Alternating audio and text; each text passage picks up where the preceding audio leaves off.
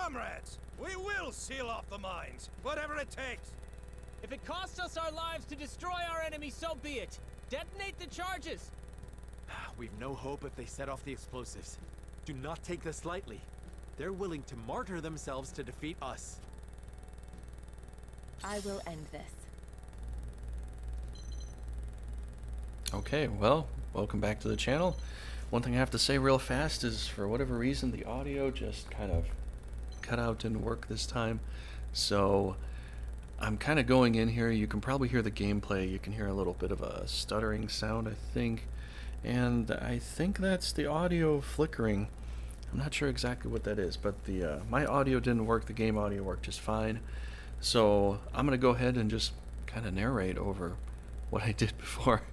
But this is the mine battle. This is a little confusing to some people. They're like, how do you use the mines?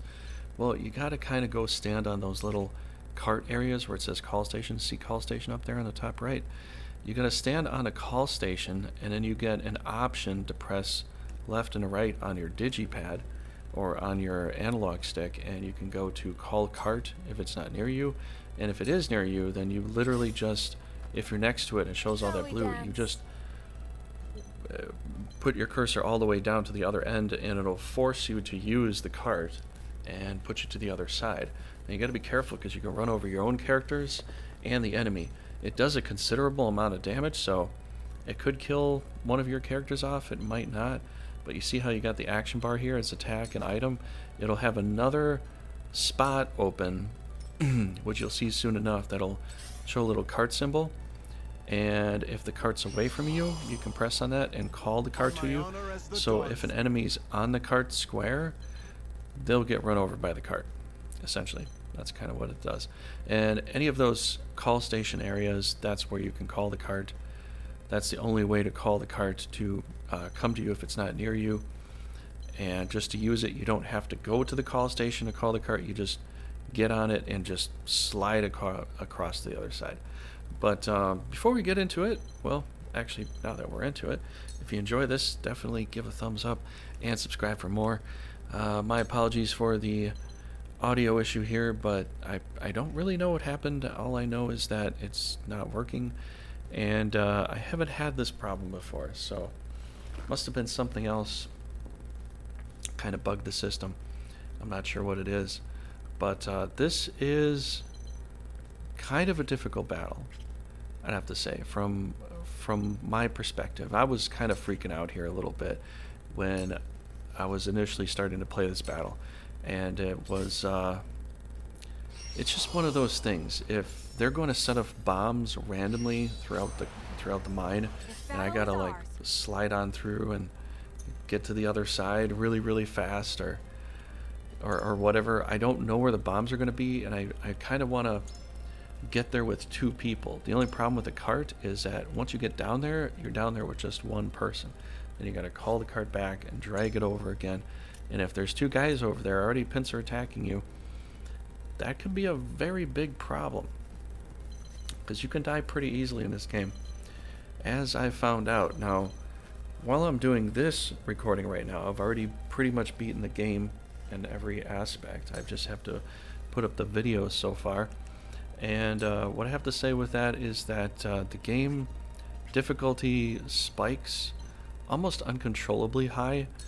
You'll get to a point in, if you're going to try the golden route, which I did from the first playthrough, it doesn't allow you to get items after a certain amount of time. You buy the items, and the guy, Lionel, never restocks after, I think, 2 battles in from chapter 18 or something like that. And so you're kind of left with whatever you find. If you go to a village or something like that, you kind of need to buy every potion that you can find. And the mental mock battle grinding areas are just so difficult that it almost makes you not even want to play it. And as sad as that is, it's kind of the truth. I mean, you might enjoy playing a mental mock battle for a challenge, but really, for me, the mental mock battles were just kind of there just to grind it out and level up. It was really not supposed to be much more than that. Maybe some fun stuff with it, but I don't know. I had a very difficult time at the end of the game here. So yeah, this game does definitely spike at this point. as far as difficulty goes. And I'm just playing on normal right now. And you might think, you know, normal is, well, normal, but normal in this game is kind of like Battle Brothers. Normal or easy or whatever. You can get killed in probably about 3 hits because the enemy is constantly putting up strength up, or constantly doing defense up, or Whatever constantly it doing, you know, they're constantly doing something that's like making them exceptionally strong. One thing I think that if I play this again, I'm going to have to definitely do a lot more of if I don't have potions, and I had to kind of use some substitutes for that, is get some fortifying pills and warding pills, or potions, or whatever they're called, and definitely use that right before you're about to fight. I would say probably the fortifying pills are probably the best that you probably want the most part, because pincer attacks are the biggest thing. So whoever's going to be going out there and fighting like firsthand and all that, probably give them the fortifying pill. I think it's almost necessary. And yeah, it's a little annoying because you have to keep like scouting through your inventory to find them, because there's just a massive amount of items you get in this game. But I think it's kind of the most essential thing you need to kind of do. You see, as soon as he's able to, he puts his strength up. They put up their power, their strength. Look at that. Everybody's got strength up. I think that the game was built pretty well up until the middle part of the game, and then I think they just didn't think about how powerful the enemies were, even from a normal perspective. I don't even know what it's like going into hard. I'm gonna do hard pretty soon here. Once I get done with this, I'll probably get onto hard. I think I'll take a break for the fall. I might do it in winter, but I have the game save file. I'll probably use the golden root game save file that I used. But I found out, like, if you want to know the difference between the roots, you have 3 battles at the end of each basic root, and chapter 17 does not have a battle at all. It goes chapter 18, 19, and 20. All 3 of those have battle, except for the golden root. It continues with chapter 18 when you split up into 3 different parties, and after you've done 3 battles on chapter 18 with 3 parties, then it goes back to, you know, 19, 20, and then 21. So it actually has 6 battles for the golden root, which I've been trying to figure that out and find it out. Nobody said anything. Nobody even seems to, well, a couple people seem to know how many battles there are, but I haven't been able to read anything online with game facts, like far as what are the battles, how many battles are there, who are you fighting. Nobody seems to know, probably because hardly anybody cared to do it.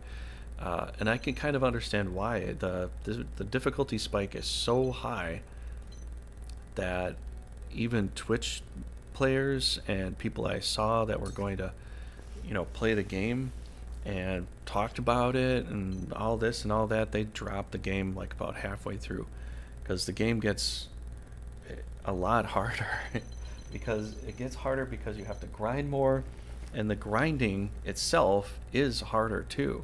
So, you know, not a lot of people are going to be into that, you know. So I'm just kind of saying, this is a difficult game. It starts off fairly simple and easy, letting you get kind of a handle on that. But as it gets going, there's some bosses that are just kind of ridiculous. There is a boss at the end of 2 of the ways to go, the golden route and one of the basic routes to go, that can just insta-kill you from a distance. Any distance. If you have 3 to 4 tack points, you know, tactical points or magic points or whatever those little yellow diamonds are, whatever those are called. I think those are called tack points. But if you have over 3 of them, and you got a character that has like under 300 hit points, this entity will outright kill you in one shot. And it could start almost at the beginning of the battle, where you might not even have a chance.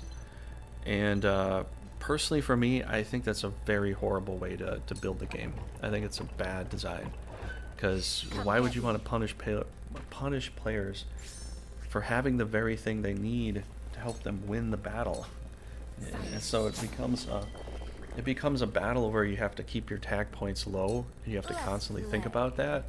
And sometimes you have to do a heal with a potion, which means you're going to get an extra attack point and still get punished for it.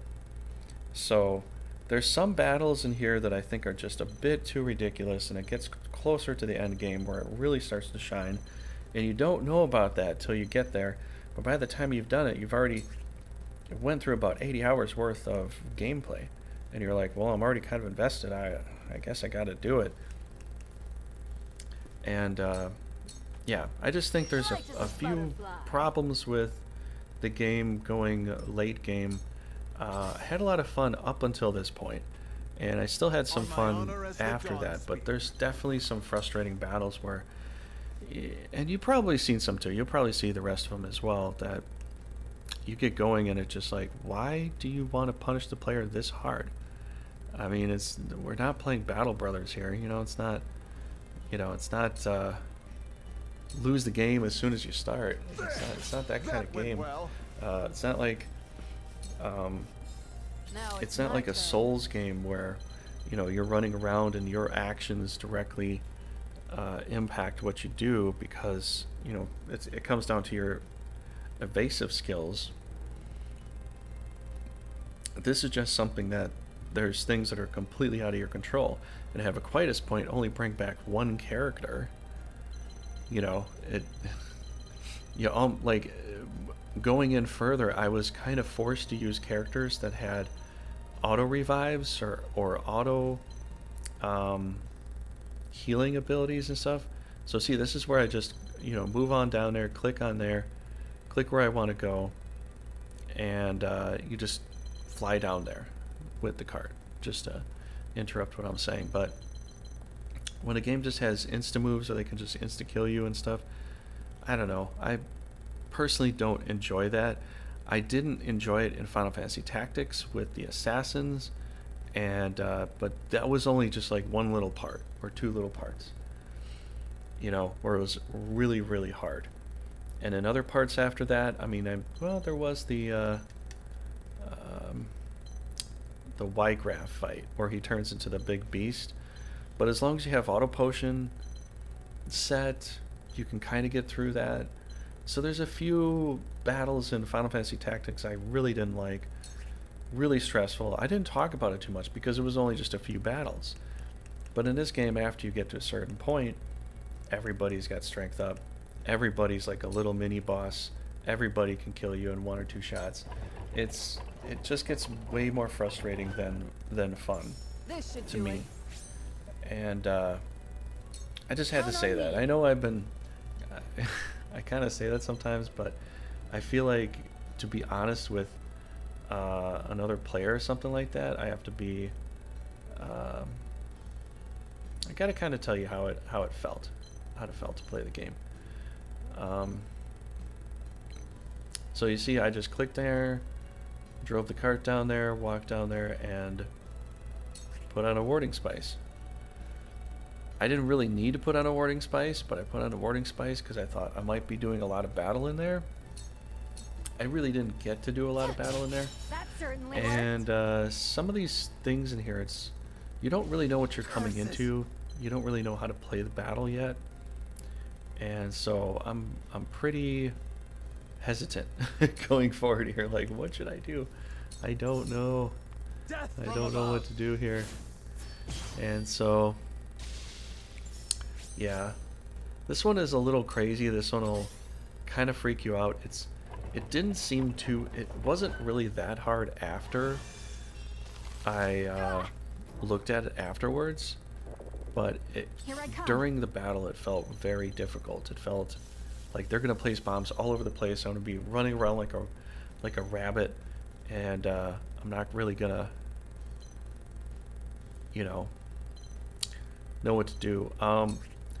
One thing I have to say is what you just saw there with the red and black anklet that I have. I think it's really, really cool, because one of them just automatically gives you extra strength, attack, and all that if you destroy an enemy. The other one does kind of the same thing too, but You'll have to see how they work, but what I've gleaned from that is that they both work exceptionally well together. They're both really, really good together. And the only problem is the fact that you lose some hit points when you start up. So it's kind of like you have like a little, sort of a little crown of thorns on your ankle, and it's poking you and making you bleed all the time. The only difference is that once Cyrano gets a kill, he has extra strength, extra defense, extra buffs, and his attack is a lot better. So what I would recommend is having Cyrano with the Hawk. Now, you could try this other characters. I'm trying to think about which ones would be good. But I think Cyrano with the Hawk Dive, with the extended version, you know, you have an option when you're building up his character. You can do an extended Hawk Dive or a little more power for your delaying strike. But I think if you equip both the black and red anklet and you do the extended Hawk Dive and you keep Medina behind him, constantly feeding him a hit point potion, and then he goes for kill shots. He'll take a little bit of hit point potion. He doesn't even need it. You can have Medina feed him a warding potion. He can get a kill shot, heal up from getting the kill. That's also dependent upon if you get the last skill where you get hit points back if you get a kill. It is dependent upon that too, which allows him to get a kill. Once he gets a kill, it increases his buff because of the red or black anklet, and then he becomes stronger, more defensive, way more powerful, and basically just like a ranged killer. Like, you're going to be doing massive amounts of damage from a distance with Hawk Dive. And I just thought about this and I just kind of found it out. I'm like, wow, that's amazing. So I think that's something you'll probably want to try. I don't know who else it could work with. I mean, it works for magic and attack. The red and black anklet, you can do it for almost anybody, really. So I guess you could probably do it with Zana over and over again, too. Because, you know, her magic strike, which should be pretty powerful. Plus, the first attack that you do, I mean, maybe Narv and Zana together could be really good for that. But the first attack you do, maybe with Narv, you hit him, hit him once, puts her magic down. The second attack is just gonna blast him with magic.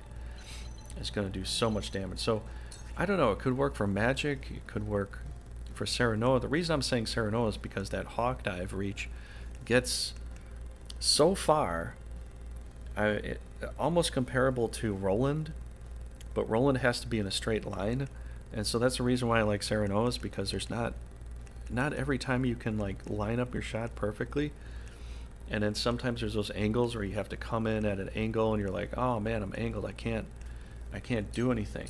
Cyrano can get that corner reach with the circular attack. So I think having the red and black anklet on him is probably the best.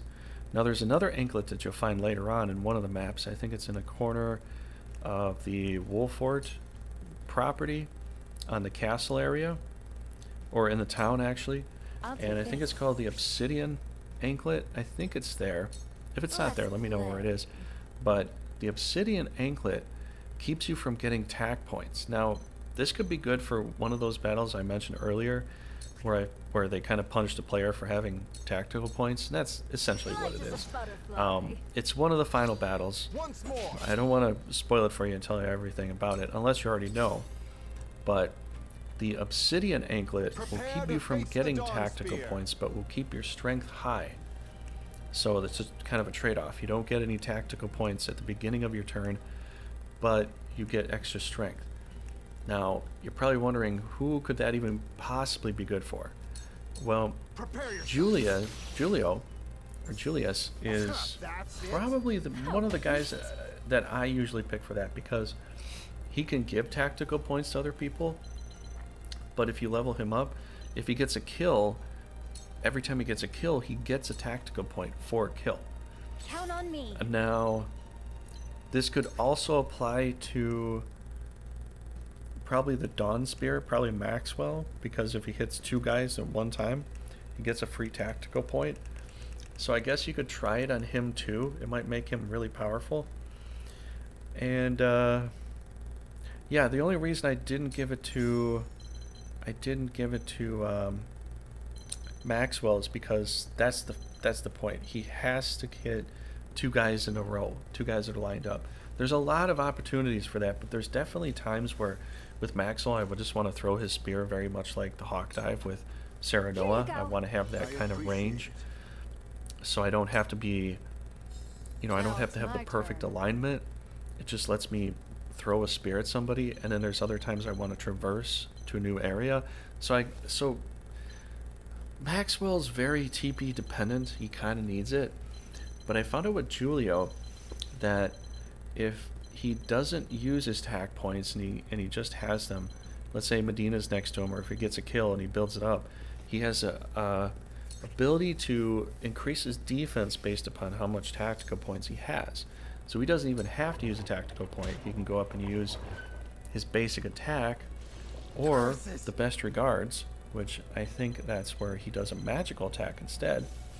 Get a kill, and you can get his tack points back and stay high on the bar, and because of his tactical points being very, very high, and because he's not wasting tactical points if you don't waste them, his attack is very strong because of the Obsidian armlet or anklet, whatever that's called, plus the fact that he's got high tactical points. So there are some items in here, and I'm just trying to relate right now. Just there's some items in here that I think are really good for certain characters, and some like there's one item is called the Resurrection Ring, right?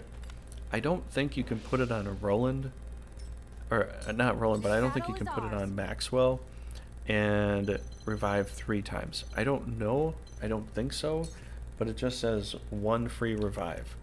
And the same thing with Maxwell. Once you get him up to 33, it's just he has 1 free revive, which works for him. So with the revive ring, what I typically do is I put it on my main healer, either Gila or Narv.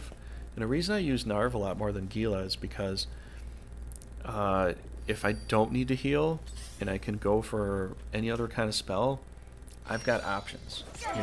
It's there's a lot of versatility there. Yeah, Gila can do the resurrect thing, You are so naive. but she has to.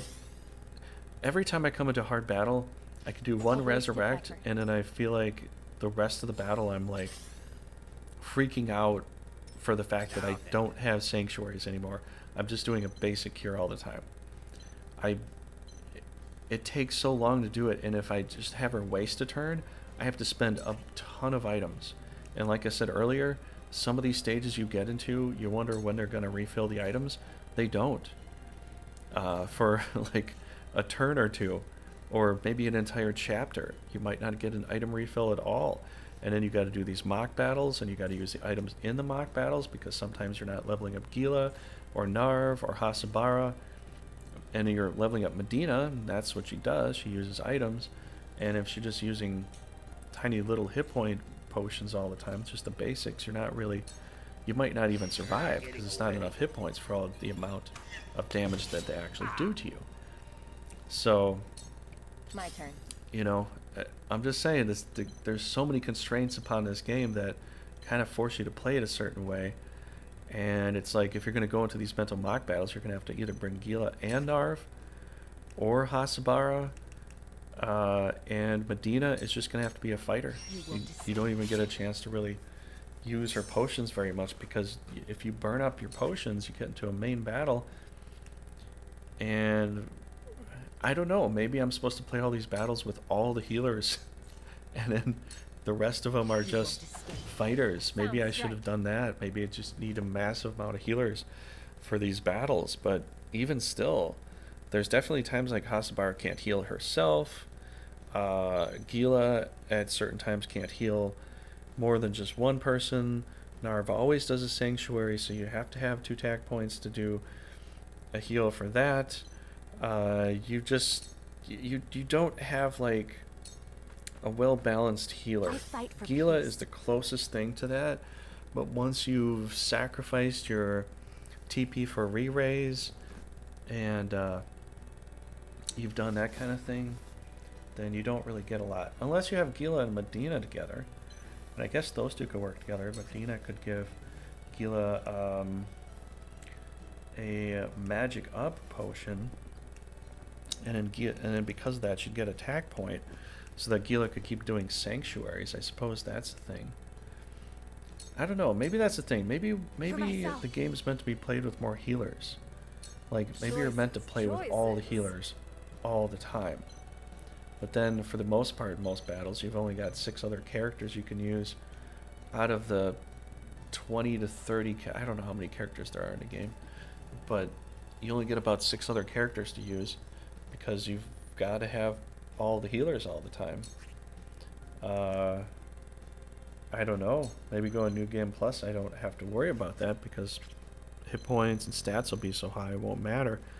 But maybe initially, in this game, you have to go with mostly healers. I don't know. Maybe I've lost sight of something here. I've never had to play a game where I've had to have half the team as healers. Most of the time, every time I play any kind of game, I have like 1 healer, maybe 2 healers. But I just usually have 1 dedicated healer, and then everybody else has potions just to supplement any excess damage. Now I'm wondering if I kind of lost sight of that. Maybe that game was meant to be all healers all the time, because you're just gonna take so much damage. Because the pincer attacks here, like some of these battles, oh man, they hit you once, and another guy comes in and attacks you with another pincer, and 3 hits and you're dead. I think it's a little too much. I think it's just a little too much. But yeah, and then still the jumping mechanism here, I don't quite understand it. Sometimes it looks like you can, and then sometimes it looks like you can't. So if you want to know how to defuse the bombs, literally just go stand on a square next to the bomb, relatively level with the bomb, and then it'll give you an option on to click to the right to defuse the bomb. So that's the one thing you can kind of do with that. Yeah, I was pretty nervous this whole time playing this battle here. I kind of thought they're gonna plant a bomb, it's gonna blow up at the last second, and I would have had to play an hour's worth of a battle and lose the very last second. I kind of felt that was like the pressure that I had the whole time, you know? And so, I mean, that's why a lot of my slow play is kind of happening like this. Another thing too, I didn't understand, like, why would I come down with a hawk dive? If I come down and I hit the guy, let's say it was on the right side of him there instead of on the bottom, why wouldn't my guy do a counterattack because he got hit from that angle? I think that'd be like a perfect thing to do, you know? Here you go. Now I'll see but this battle the through. game didn't allow that. I don't know. And yeah, here, like, I'm playing overly defensive because of the amount of damage I've been having so far. So yeah, you take any small amount of damage, and the problem with too that I wish the game would be is, and I don't know if it's the same thing for you, but for me, up until the very end, all these evasive characters, they just get pummeled every single time they go into a fight. They dodge 10% of the attacks. They're supposed to be evasive characters like Anna and Milo and Medina, because she's like quick and evasive too. They're supposed to be evasive, but they don't seem to evade almost at all. Why is that? But why is it that that's even a thing? Curses. I don't know. I really don't know. Plus, also, I got Elvora, or Avlora, whatever her name is, near the end, and I didn't get the super cross cutter attack that she's supposed to have. Maybe the New Game Plus is where you get that stuff. But this is, I was having a lot of fun there. I was just running this guy over again and again. And he kept healing himself. But while I'm kind of waiting for everybody else to get there, I can kind of have fun and get Hasabara some experience, right? And it's funny too, just driving over the enemy gets you experience. I don't know why that's a thing, but that's a thing. I need this. You know? So, yeah, that's pretty much... I don't know what else to say about the battle here. You know, I kind of talked a lot about some stuff. Basically, I'm kind of telling you a little bit about the future of the battles that you're going to see. They're just going to get... the difficulty spike is going to go up. It doesn't matter. And I think that's why people kept asking, like, about the difficulty. And everybody just says, oh, you can put it on easy if you want to. And I think that's why they did that. But I think that was a last second, like, oops, we don't know what we were doing. You can change the game to easy if you want. I think that's what the developers did, because as soon as they tried to playtest it, their people were just like, I can't even get past this flawlessly. I can't do as well as I would normally do in another game here. And so they're just like, just leave it so the players can go. But I think that's a sort of a sloppy, lazy way to do it. I hate to say it that way, but it's kind of a lazy aspect of it. I think in the past, when I played a lot of games when I was younger, there was a lot more work and effort that went into a game to try to like balance it and make it right. And nowadays, what we really have are, oh, you want to see it be balanced? Why don't you play as beta and then you tell us what's wrong with it? Instead of them actually like figuring out their game, figuring out what would work and what didn't work. You know, they just kind of throw it at you, and now it's your problem. Which I don't think that's the right way to do things. I really, really don't think that's right at all. But one thing I really liked about this game, Anna is one of my favorite characters. Roland is also one of my favorite characters. Careful. I will end this. I think Milo started to become one of my favorite characters. I know she doesn't have like a full ranged attack, but she's got some other skills with the tempting of, you know, all the guys. She has a cross hatch that you can tempt like 5 guys if they're all lined up, and it, you know, always work except for maybe some bosses, but it's pretty cool.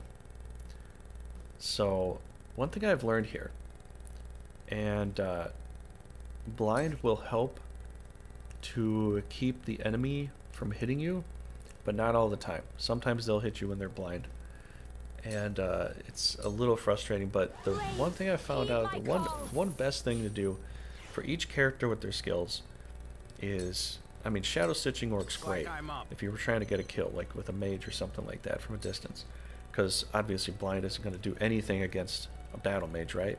What's the point? They're going to hit you with a spell. They're not going to hit you with their stick. But if you're up against a lot of archers and stuff, best thing you can do is blind them. The wind ability to lower the accuracy with Izana isn't as good. I've tried it. They still hit me almost as much. Maybe they miss one time here and there, but then I don't even know if that's just basic RNG or if that is actually based upon the Tempest. So Izana's Tempest, I don't really know if it keeps the enemy from hitting you. I don't think it does, although even it says that it does. I haven't noticed anything like that. They just still hit me no matter what. Izana's luck skill, I think it does increase your luck as far as like possibly evading, possibly getting crit attacks. I think it does do that, plus also with collecting treasure chests. So I'd have to say Izana's best skills are, if you have to make it rain to make a puddle, do that, and you know, then light up the enemy. But if you can get Izana up to her luck, you know, Rite of Luck, do that all the time, and then just use Thunderbolts. I think that's best for that character.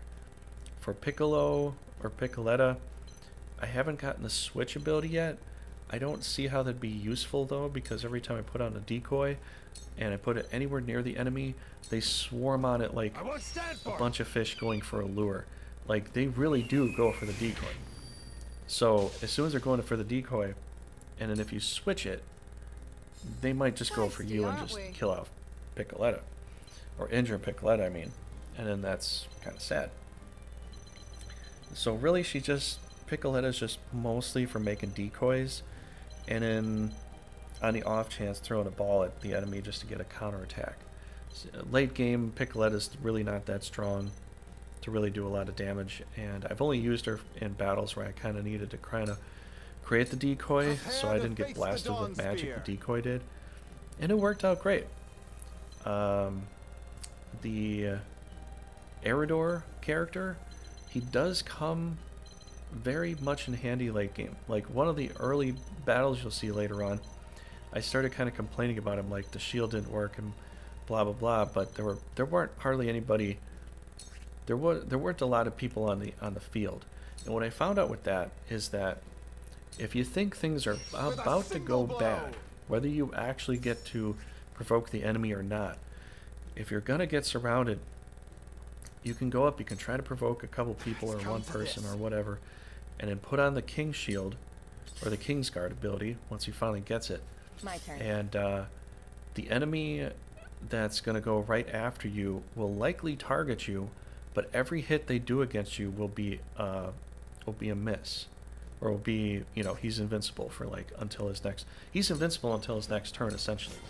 So you don't want to like put a swift on him and make him go right away, because then he'll just lose it. What you want to do probably is crank up the damage potential within his weapon ability parameter, so he does better damage counterattacks than basic attacks, because you only maybe do one attack I'll take this. and then you get hit a lot because you're provoked and all that. So I think that's the best way to play with him. And he did save me a little bit in some of these other battles, like the flying guy here, Flanagan. He's really good for making sure you can get one guy to, you know, want to fight him, but not a bunch of guys, not every guy. And the same thing for Lionel. Lionel has a ranged provoke, but you know, he can only get one guy at a time. Eridor can get a massive group of guys to be provoked on him. And what's a good idea to give to him is the regen ring. Usually I give it to Hasabara because she's healing everybody else, and then she doesn't really get a heal, so she kind of, you know, would be kind of helpful for her. But a really good one to give to Eridor is the regen ring, because he'll heal up a little bit after he did all that. And I think it's pretty good because he doesn't even take that much damage anyways. So I think he's good for that. Anna, one thing I learned late game is rest and recover is quite vital for her without having to use potions. But sometimes you can just go invisible and just sit there and recover for a turn or two, and then you're back in a fight. Which I should have thought about that earlier, but I don't know. I'm so, you know, crazy going and attacking with her. Yeah, there's a lot of characters in here. I could cover a few of them and what I think are good skills. You know, I think I'll cover that a little bit, and then I'll close up here because there's really not much more to talk about with this battle. You know, it's really just I'm flying around the board trying to find the bombs to fuse them and destroy the enemies. So you're just gonna kind of see that there wasn't anything super special about it, like kill this boss at this time. And I think you just have to, like, you know, keep moving towards the enemy all the time. But if you can spread out a little bit so you're, you know, not getting taken over. The only thing I have to say is, like, right there where Milo is, there's going to be a pack of enemies spawning at the end. So you probably want to keep, like, 3 guys up there on that top perch area, so when they spawn you're not too surprised. And I think that's about it. Really just everybody that's spawning right now where they spawn, you're just already going to move to them. But you at least keep 3 guys and gals up at that top perch area that you just saw where Milo was at, so that once they spawn there, you're ready to deal with them really fast before they start planting bombs. But everybody else is just going to keep moving to the right. So anyways, like some of the other characters I wanted to talk about, Corrinton, really good character. I think one of the best things you could do is see if you can get kills with the Frosty Fetters. And if you can get a kill next to wherever you put the Frosty Fetters, just have him move and walk and stand on that spot. Because if you get him the TP on ice skill, every time he gets a kill, he can go stand on the spot where he got the kill, and now next turn he's going to get 2 TP back to do another Frosty Fetter. And if you keep the chain going, you can just have him move around the map, kill guys, walk and stand on the spot, and it's perfect. So that's actually really cool for him. The same thing kind of goes for Frederica, you know, with fire. You get a kill, she gets 2 TP back, right? So what I've learned right off the bat is I want to put a lot of flame shields on some characters that are going in the front line, because I mean that backfire of damage will really help you out a lot, so much. But to get back to Corrinton, I didn't really get to use Glacial Moon or the ice, the extra ice ability that much, and it really just came down to the fact that there wasn't a lot of ice in a lot of areas to do that with. I think the only area that could work well with is with Gustav, because Gustav throws like this giant ice spot at you from a distance, and I think Eodor does too. But then they'd have to be on those spots too, next to you. There'd have to be enemies on those spots next to you for you to be able to utilize that. I really didn't get to utilize it. Shield of Ice worked well when I fought against Avlora. I put Shield of Ice and Flame Shield on a couple different guys, and when she attacked me, oh, did she take massive amounts of damage from Shield, from Ice Shield and Flame Shield. Oh, that really got her back good. So those are good skills for like single fights, but if you're fighting a lot of guys, freeze and kill an enemy, go walk and stand in the place that you froze, where they were standing, rinse, repeat. It's a great skill, great thing to do. So every time like I put my skills on, I put crank up the Frosty Fetters instead of the ranged ice spell, and crank up Blazing Chains instead of Scorch. So I made those skills more powerful in the weapon selection area where you talk to Jens. So that's kind of how I played. That's kind of what I thought was good. Sunfall's only good if the enemy's trapped in an area and they guarantee will not leave. Like if you provoked everybody and they're all attacking Eridor, you can put the Sunfall right on Eridor, and it'd be a perfect skill to do if you get the timing and place to do that. That'd be really good. But that only worked in mental mock battles for the most part, unfortunately. So the other thing, if we're going to talk about some other characters, is Zana, the ranged lightning bolt attack. I've only done it once at the beginning of some of the battles, and what sucks about it is it only has like a 40 to 30% chance to maybe even work. So there were some times I only hit like 5 guys out of 20 enemies, which I think it's kind of terrible. So it can work, but it can only work in massive battles where you're up against like 20 plus enemies at the start, and then afterwards you might as well just do the basic lightning bolt attack, because that's just going to be more powerful and it's guaranteed, and you could possibly shock them. So yeah, that's really all you can do with her. Put up her luck, you know, hopefully that everybody will be more lucky and they might dodge some stuff or might get some crits. You know, that's always a good thing. I didn't, the new girl that comes later on that is a geologist, I didn't get to use her too much. I think I leveled her in one of the files a little bit, and she's kind of fun. So if you have Corrinton, or if you have, probably she would go best with Narv, because Narv you could make a fiery spot she could stand on for certain fire attacks. He could make a watery spot for her to stand on and do like her water attacks, which water is heal. And I think Narv and the geologist could work well together, based upon the fact that they have like all the options, right? So I didn't really get to use her too much. Milo, I really kind of kept her attack points high so I could do the 5 range tempting skill to tempt at least 2 or 3 guys. Most of the time they only pack up in such a pack that I can mostly get 3 enemies at a time.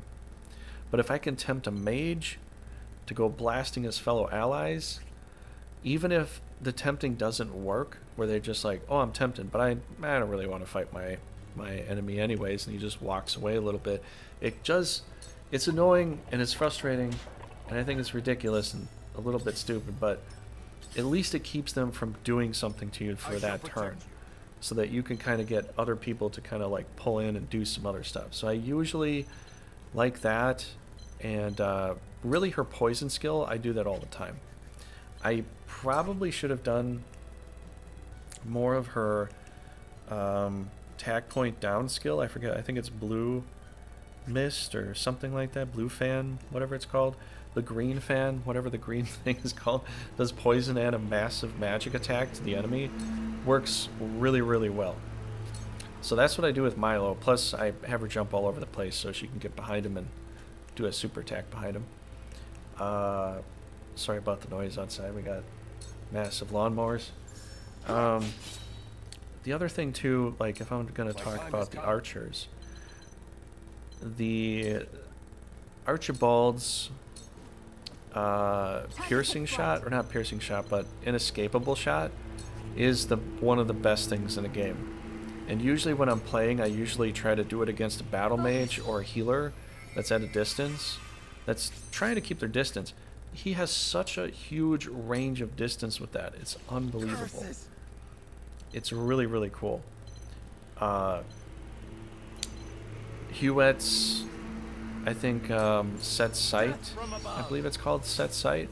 She can shoot anything around her for a whole set of turns. So everybody that starts moving, she'll shoot them within a certain range. It's not as long as her basic range, even though it says it is, but it's really, really good for a lot of situations. So if she's kept in a nice tight pocket where nobody's going to hit her, she'll shoot everything that moves for an entire turn. So if there's 12 guys that are going to move around, she'll shoot 12 shots.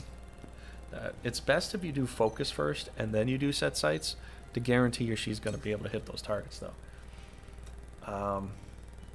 Yeah, there's a lot of characters I could go over. I think I went over a lot of them, and I just kind of wanted to explain it because I know it seems like, you know, unnecessary, but I think some people probably want to know a little bit about these characters and like how to kind of play as them, or if you want to know how I played as you know, how I played using these characters. I think it's kind of important because some character skills don't seem all that great and some do. With Lionel, a lot of the time I would try to charm the enemy, but in a really, really big, serious battle, I would just go for a straight up provoke. Because if it doesn't seem that necessary and I don't have to work that hard at it, I might as well see if I can charm them. I know it's a 30-something% chance, but I did get it to, you know, work at times. And when you charm them with that skill, it works 2 turns, you know? So I saw that. yeah, with Lionel, I didn't really get to use him too much. He's just like an extra provoker. For the most part, I didn't really get to see a lot of other skills. I guess if I play New Game Plus and I level them all up, then I'll get to see something else. I've seen some cutscenes of some amazing things happening, and I'm not going to say they're mods, because they can't be mods. I think they're a part of the game, but there must be something you get when you get a character past a certain hit point, so we'll see. Alvora, or Avlora, only used her in 1 battle so far, and I could have used her in more, but I didn't really do that so much because she kind of drains her own hit points to do damage to the enemy, which is powerful. But if she gets surrounded and attacked after that, she's already lost some hit points and she can die easily. She's not the super amazing Alvora that you fought. She's like a really nerfed, watered down Alvora that you get. The same thing with Maxwell. As soon as you get him, he's just kind of alright. That's the sad part too. You get these amazing characters that you fought against, and you're like, wow, I can get them later on. They're not that amazing when you get them later on. They're just not. I think you have to do some kind of maxing out with it. It's probably something like Chrono Trigger, where, you know, if Ayla, if you get her up to like level 40 or 50 or something like that, she gets a bronze fist, and then she's like amazingly strong. But you're already, I mean, it's kind of ridiculous because at that point you're already doing max damage anyways. I think at level 30 you are, or even close enough to that. But yeah, some characters do need some certain ways of fighting. I'm trying to think of anybody else. Roland? Well, really, Roland, I found out the hard way initially that traversing through the enemy could be good in some scenarios, but if there's a lot of enemy where you're traversing to, it's very easy to die that way. This should do it. So putting on the double attack and, you know, just having the opportune attack with the double attack and just kind of sticking with the team, hitting a couple characters if you can, was really the best way to play. Unless you're gonna just jump through a bunch of mages and kill them all in one try, the ranged dragon strike, or not the dragon strike, but the one that looks like a big bony dinosaur head coming out hitting at a long range. That was the one that was my go-to a lot of the time. The dragon attack that they give you at the end, it's even more powerful, but it's got such a low percentage to hit that I almost never use it. So like these super skills that they give you half the time, they seem amazing, but then they're not. Like Izana's Thunder Strike that can hit everybody has a 30% to 40% chance to hit everybody at a range, which it basically means you might hit 5 guys. Maybe. You might not hit anybody. I don't know. It depends on your luck. Maybe, and then maybe that's why she has the luck skill to bring her luck up. Maybe you need to bring up luck and then do that. Possibly. You know, maybe that's what you're supposed to do. But yeah. Some of these other skills you get just, I don't know. They don't seem all that great. Cyrano has a choice of either get a kill and get hit points, or give everybody attack point. I chose the get the kill and get hit points because it's just better. It's just better. You can surround everybody and give them a tactical point. That's nice, but it takes his entire tactical point bar to do it, and then he's pretty much out of doing his own tactical points for quite some time, unless you have Medina next to him. The cool thing about Medina is that if they did restock the item as much as like they should, and you just buy a bunch of ranged hit points, the almost amazing thing about it is if you throw a ranged hit point with Medina on somebody, it gives the entire group that gets the ranged hit point a tactical point, not just the person you targeted. So if you put it on a set of 5 of your characters, all 5 of those characters will get 1 tactical point with the healing opportunity of a ranged heal potion. It's amazing. She is like super good. She's probably one of the best characters in the game if they would restock your item file more, and because of, you know, grinding and all that. Just the opportunities you have with that. You can just keep everybody's tactical points high. Another thing too, if you're going to go up against that boss that actually punishes you for more tactical points, you know what sucks about that? You cannot bring Medina, because if he does a heal on somebody and cranks up your tactical points up to 3 and you thought you're below 2, and then the enemy does that one particular skill that does damage to you, it could kill you in 1 shot. So you cannot bring Medina into a couple fights in the end game, because you'll just punish yourself even harder. I'm just saying. If you play it on easy, it's not even a problem, but if you play it on normal or hard, you'll definitely feel it, and you'll definitely be angry with the game for the fact that you cannot bring Medina into a couple fights. This is another thing that I don't think I said too much before, but that's kind of one of those things. I'm not going to go and explain it, but if you find out which thing, or I'm going to say this, it's a thing, does this particular magic attack to you, that will hurt you based upon how many tactical points you have. So if you have 4, it's even more damage, but 3 to 4, you'll take a lot of damage. Think you can catch me? And then there's I think I talked about Huet. I think I talked about everybody, really. Don't think I left anybody out. Take this. You poor thing. Oh, Hasabara. Whatever it She's really good for just doing the basic heals here and there, but there's so many battles I went into that she got killed off like really fast. Yes, this will do. I don't know if she just doesn't have good defense or evasion or whatever, but she gets hit like all the time. And then trying to do a 4-square heal, you kind of have to have characters in such a pattern in order to hit at least 2 of them, or try to stay in between them all. it's kind of difficult. I found her most prolific ability would be catapult, and I found that was like really, really good. I could catapult a tank into a really hard area, and I mean, that worked out great. So if unless she has some other skills that I come to find, I could try them out, but catapult was like the best one I could find for her. Gila, really just doing all the heals I can. If the battle's begun and I haven't been able to do anything yet, I usually save up for a resurrect spell. I usually try to resurrect one of them. But unless you have Medina there, you'll almost never get to do it again. Because you're just sitting there doing cure spells all day with Gila, you know, because she's the main healer and all that. And, yeah, I think those are mostly the characters. There was the Trish character and her father. I didn't get her father. I got Trish at one point. She's just kind of like an extra archer with some fire abilities. And that's really all I could find with that. So I don't know. I'd have to get her to try her a little bit more. But going through the golden route, you don't... I don't believe you get to...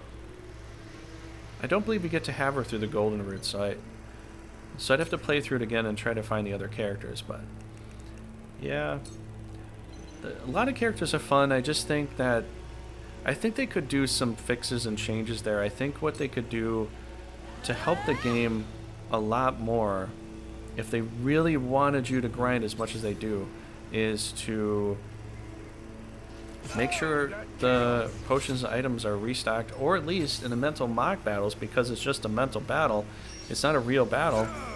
Whatever potions you use in there don't get used in real life for the main game. I think that would be a thing. So I think I'm gonna probably close it here.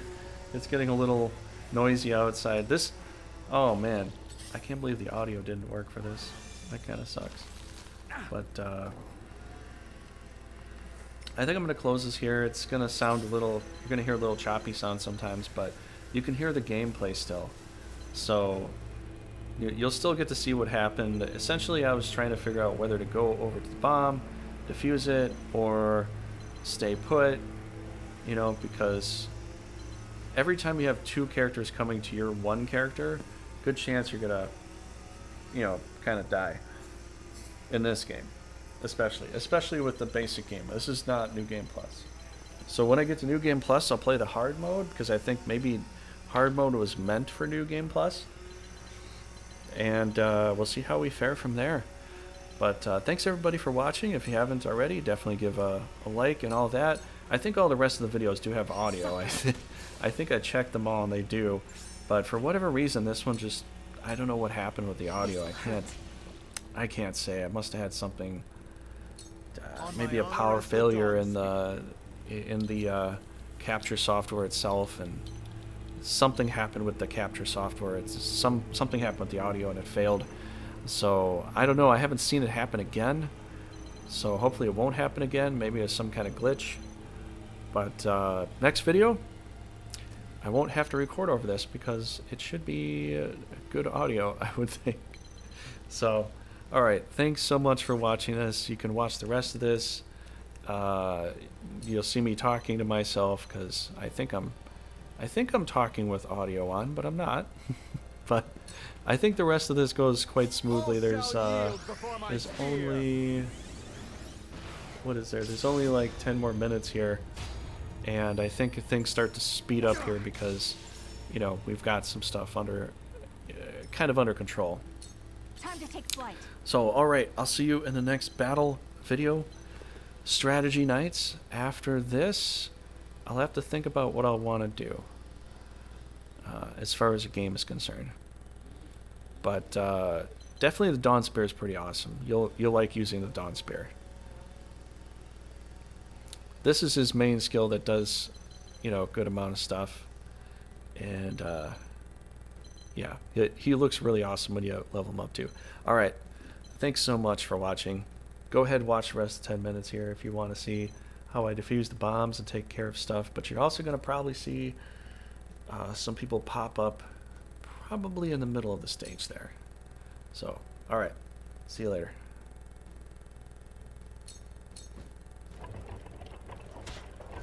Take aim. How cute.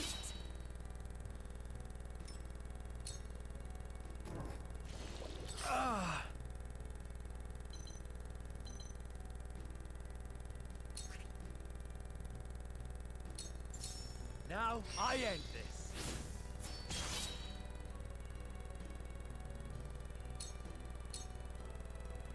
I stand ready.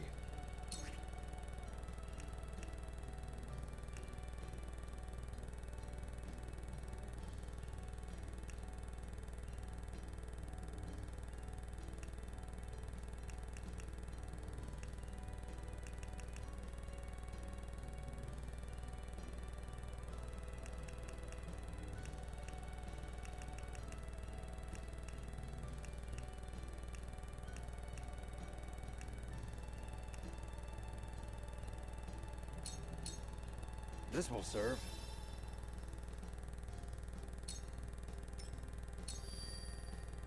Choices.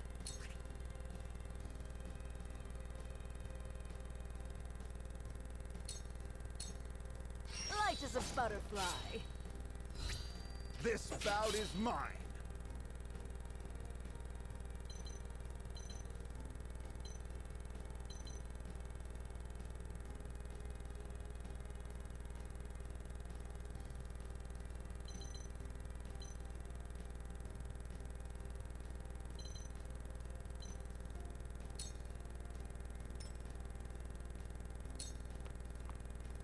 I'll do my utmost.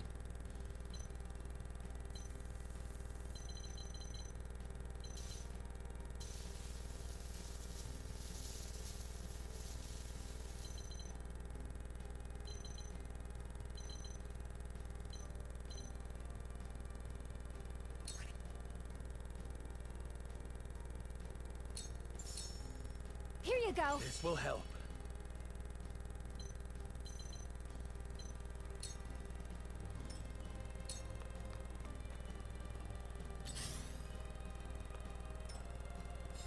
Come on, then.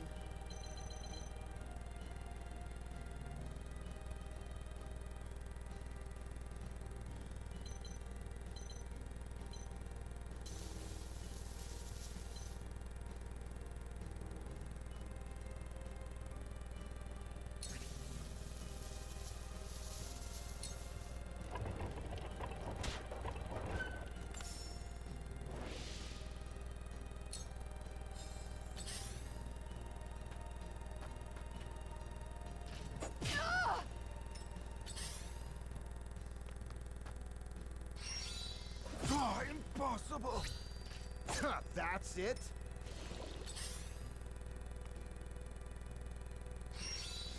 Oh, careless of me! My turn! Now then.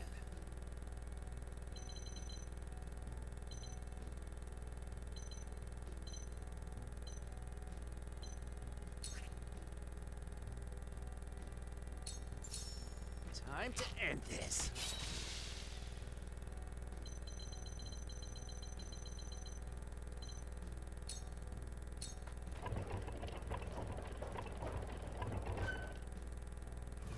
The flames consume you.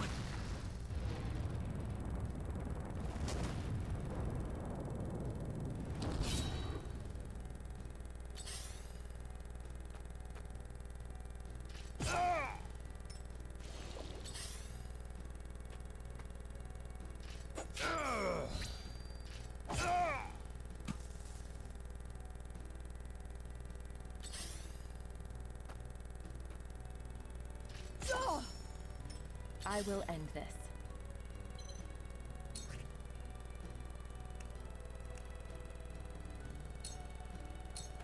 You won't escape. I am at your back!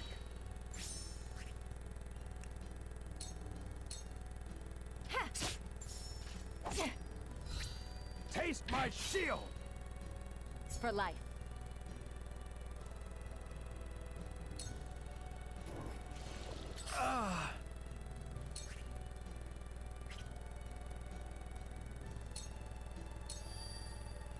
This battle is ours.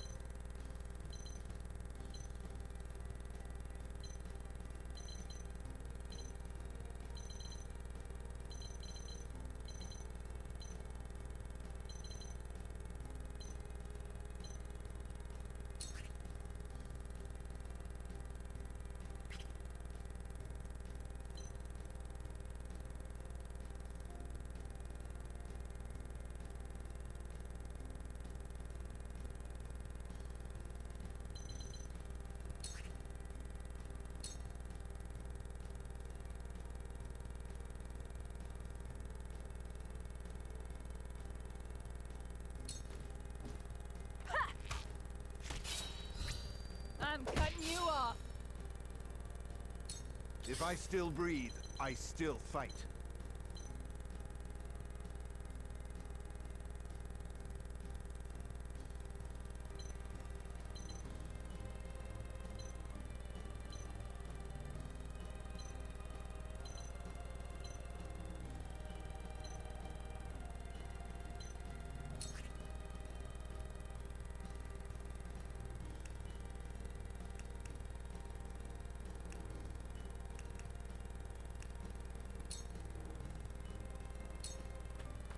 Here! Thank you, friend. I fight on.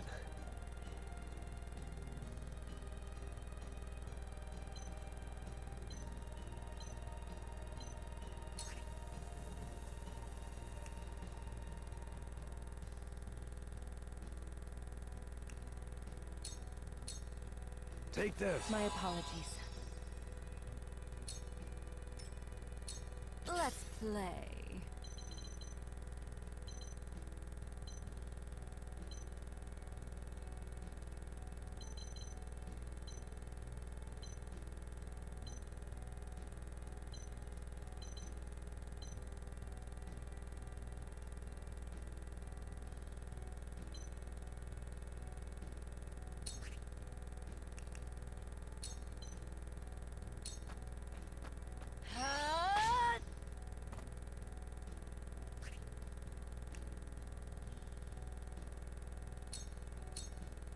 Use this. Much appreciated. Whatever it takes.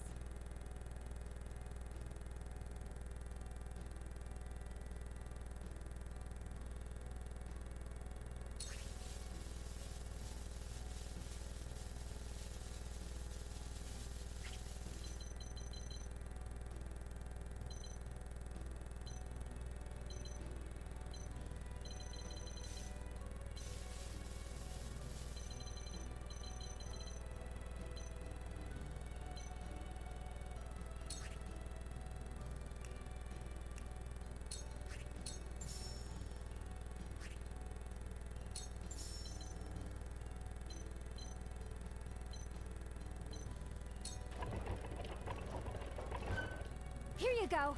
I appreciate it.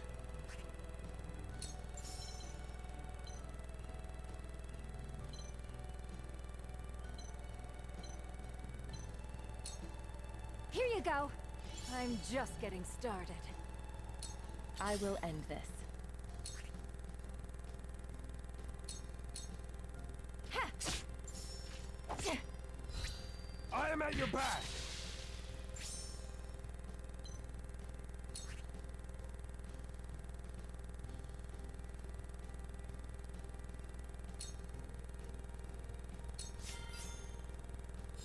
Come on, then.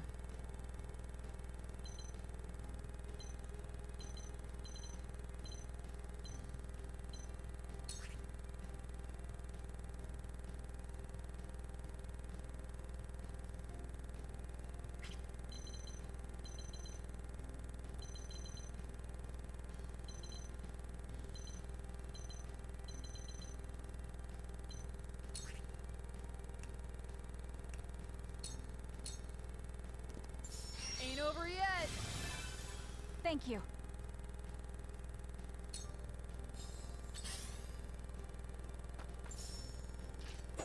That's it?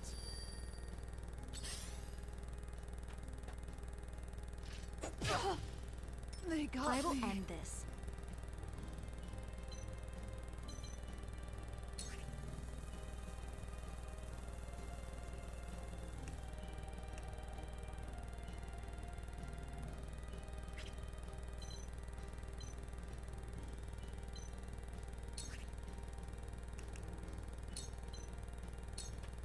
I shall protect you.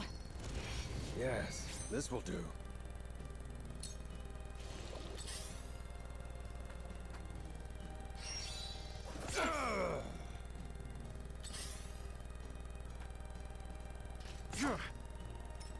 No need to panic.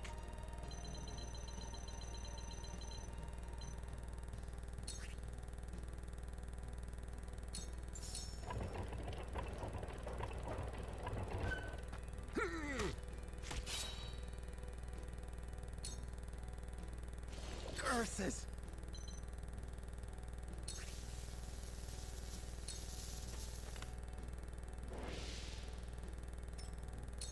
I shan't hold back.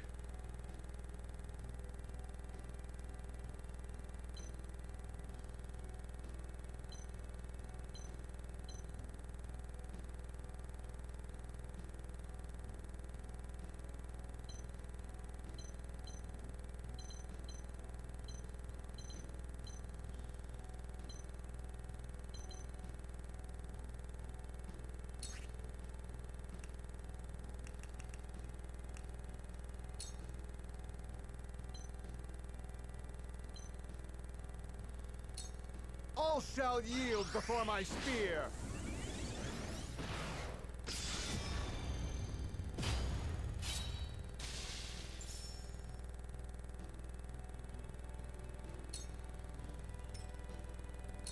Time to take flight.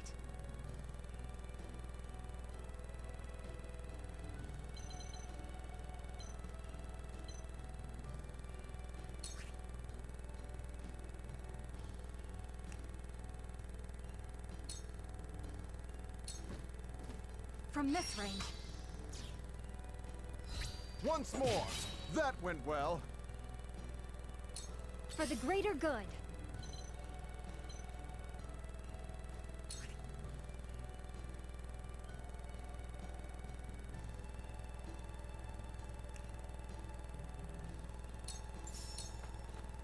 Here you go. I appreciate it. Choices, choices.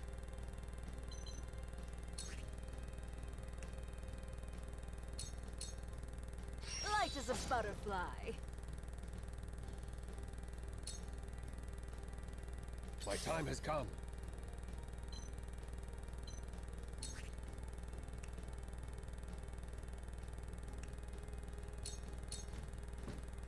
Here you painful, wasn't it? Together. Time to work.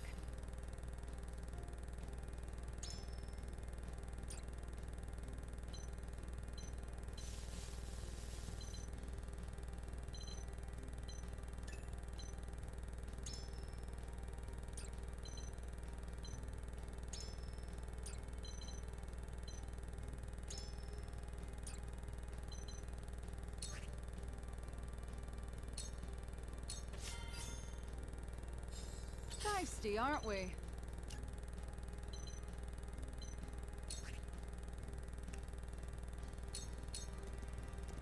Was nice knowing you. Saw right through you. Yeah. I fight for peace.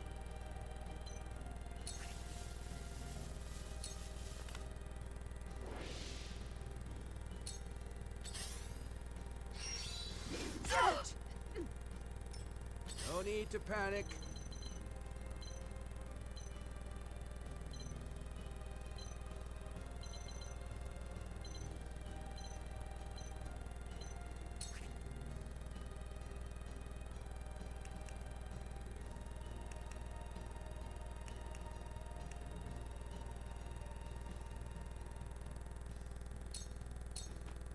Nowhere to go.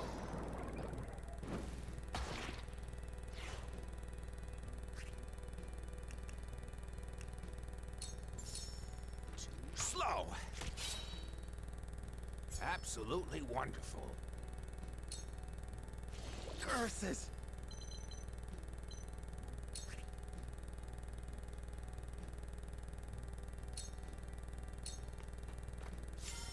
I shan't hold back.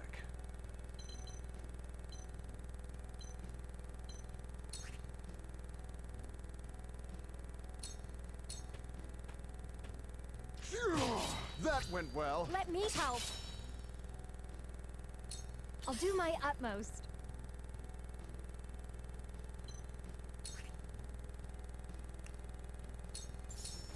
This one's for me.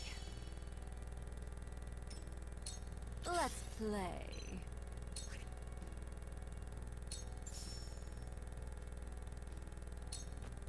Light as a butterfly. The Aesfrosti soldiers have been dealt with.